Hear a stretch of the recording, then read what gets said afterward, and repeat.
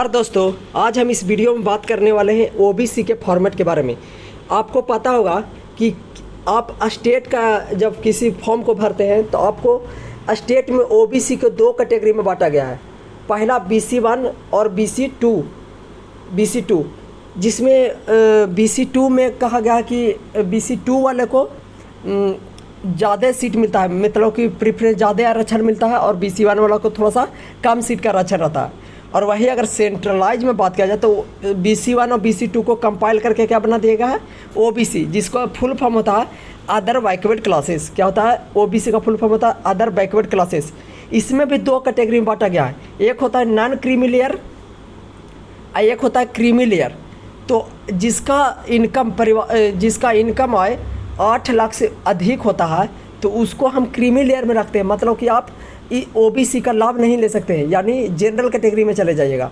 तो सर्टिफिकेट बनाने से पहले आपको पता रहना चाहिए कि हम कौन सा, आप लोग जब भी आप OBC कैटेगरी में आते हैं तो आप प्रयास कीजिए कि नॉन क्रीमी लेयर सर्टिफिकेट आपका बने। क्या बने? नॉन क्रीमी लेयर सर्टिफिकेट, जिससे क्या होगा कि आपको 27% आरक्षण मिलेगा। तो अब बात किया जाए कि सेंट्रल गवर्नमेंट का हम फॉर्म भर रहे हैं तो कैसा फॉर्मेट होना चाहिए। जैसे हमारा स्टेट है बिहार, तो बिहार स्टेट के द्वारा बनाया जाएगा, लेकिन किसके लिए? तो ये मेन जो फॉर्मेट ये है, आपको ध्यान रखना है कि भारत सरकार की नियुक्तियों हेतु अन्य पिछड़े वर्गों के उम्मीदवार के लिए संबंधित प्रमाण पत्र। आपका जब DV होगा, हम लोग का जब रेलवे में DV हो रहा था तो कुछ नहीं देखा जाता था, खाली ये वाला लाइन पढ़ा जाता था कि हाँ ये रिलेट कर रहा है कि नहीं, भारत सरकार के लिए है कि नहीं। इसमें आपका क्या क्या चेक करा जाएगा? तो आपका नाम चेक किया जाएगा, आपका पिता का नाम चेक किया जाएगा, आपका माता का नाम चेक किया जाएगा, साथ ही साथ आप किस कैटेगरी से हैं। जैसे कैटेगरी में मेन आप सही से कैटेगरी डालिए।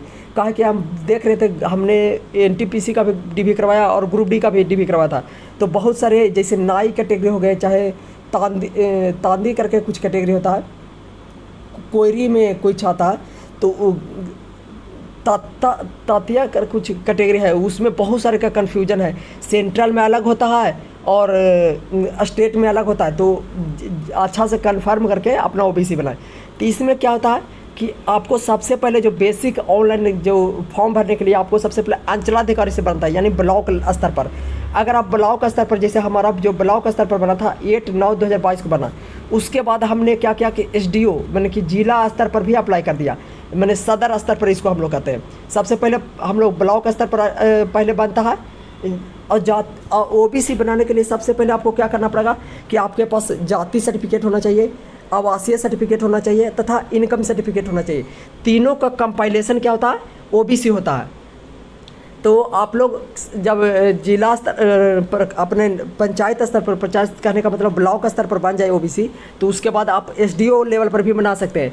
अदरवाइज आपको जब फॉर्म भरने के लिए इनिशियल ज़रूरत होता है कि आप ऑनलाइन फॉर्मेट में भारत सरकार हेतु अंचलाधिकारी से या तहसील स्तर पर आप लोग बनवा सकते थे। ये बहुत ही इंपॉर्टेंट सूचना है कि आप लोग जो अपना जो कैटेगरी है वो सही से चूज करके डालें, और भारत सरकार का फॉर्मेट होना चाहिए जिससे DV में आपको कोई प्रॉब्लम ना हो।